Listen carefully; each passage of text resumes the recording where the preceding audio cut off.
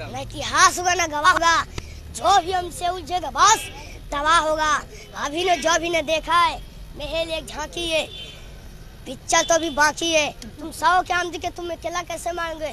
साक्षी मान के दुआ कसम के खाता हूँ, मैं तो इस पे बलि नहीं चाहिए, तुम अपने बलि इस पे चढ़ा दूंगा।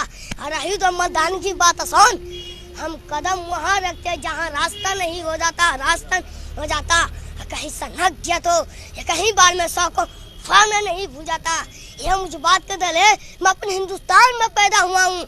ये मुझे बात का घमंड है कि हिंदुस्तान में देश है। अरे एक साला पाकिस्तानी बोलता है कि साला हम जा देंगे। अरे साला जलते थिए के प्रभानी क्या जा पाओगे? जो मुद्दा के नहीं जा पाते तो जिनवत तेरी माँ का। मेरा हिंदुस्तान जिनवत था, जिनवत है और जिनवत ही रहेगा। जो मैं हिंदुस्तान, जो मैं पाकिस्तान हूँ। जो नमक खाता हिंदुस्तान का, बाकी जीत होती पाकिस्तान का। साला खाता हिंदुस्तान का और खाता है पाकिस्तान का। तो सुन, देश का हनुमान हूँ मैं, ये देश में राम है।